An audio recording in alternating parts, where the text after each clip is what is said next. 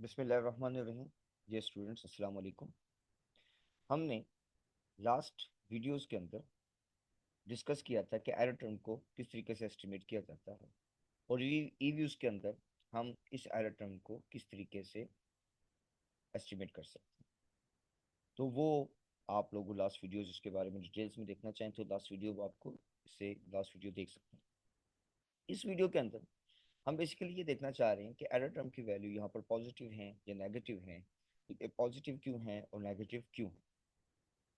इसके लिए अगर आप लास्ट वीडियोस में जाएंगे तो हम लोगों ने एक ग्राफ बनाया था जिसमें एक्स एक्स के ऊपर एडवर्टीजमेंट लिया था, वाई एक्सिस के ऊपर सेल्स लिया था, और हमने उसका रिलेशनशिप का एक स्कैटर प्लॉट बनाया था। लेकिन वो स्कैटर प्लॉट में हम एक फिटेड लाइन के साथ बनाया था, स्कैटर प्लॉट बनाया था। ये वाली जो लाइन थी ये बेसिकली फिटेड लाइन थी।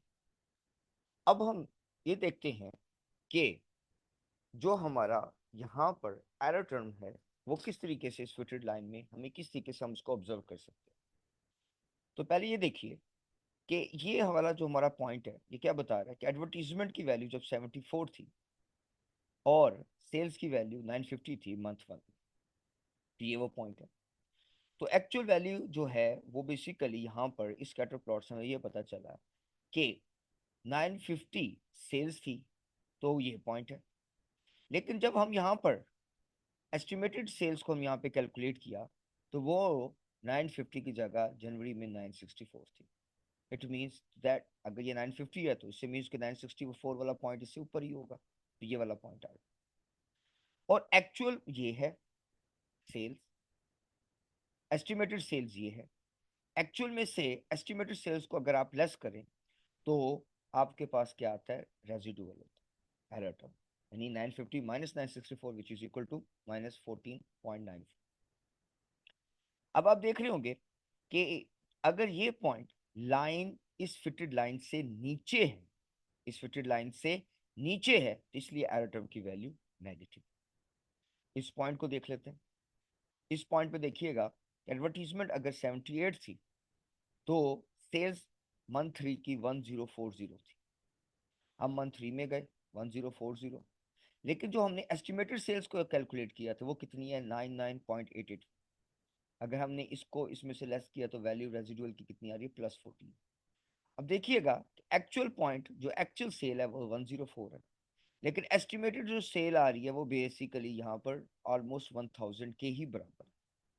अब जो डिफरेंस है इसका, इस लाइन का, जो इस लाइन से वो कितना है, वो 40 का है।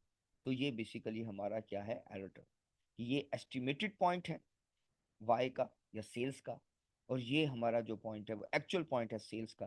जो इन दोनों में जो डिफरेंस है एक्चुअल और एस्टिमेटेड सेल्स का, वो बेसिकली क्या है, एरर टर्म। अब ये वाला पॉइंट लाइन के ऊपर है, तो इसी वजह से यहाँ पर जो एरर टर्म है वो प्लस में। और आप देख सकते हैं कि जितने भी पॉइंट्स लाइन से ऊपर होंगे उनका एरर टर्म पॉजिटिव होगा, और जितने भी पॉइंट्स इस फिटेड लाइन से नीचे होंगे उनके एरर टर्म्स की वैल्यू क्या होंगी, नेगेटिव होंगी।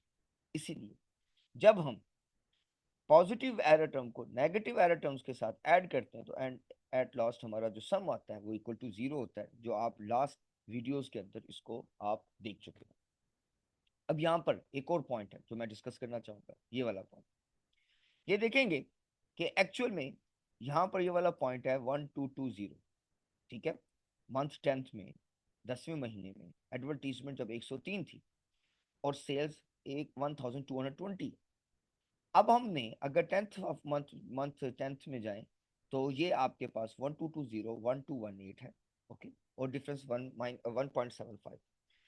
यानी कि ये वाला जो अक्सर असल में जो पॉइंट है वो क्या है, 1220।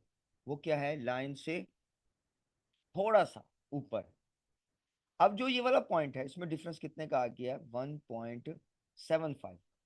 अगर ये एरर टर्म की वैल्यू जीरो होती तो ये वाला पॉइंट पूरा कंप्लीट इस लाइन पर होता, लाइन के ऊपर नहीं, लाइन पर होता। यानी जो पॉइंट इस लाइन पर होंगे तो उसमें एक्चुअल वैल्यू, फिटेड वैल्यू दोनों बराबर होंगी, तो उस वजह से रेजिडुअल की वैल्यू क्या होगी, इक्वल टू जीरो होगी।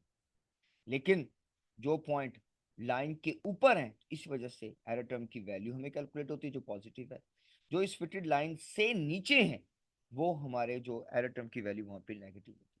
जो लाइन पर होंगे वो तमाम के तमाम पॉइंट्स जो होंगे वो एक्चुअल फिटेड लाइन, ये वाले पॉइंट्स जो होंगे ये बेसिकली इसके बराबर होंगे। लेकिन इस केस में हमारा कोई ऐसा पॉइंट नहीं है जो इसके बराबर हो तो जिसकी वजह से एरर टर्म की वैल्यू इक्वल टू जीरो।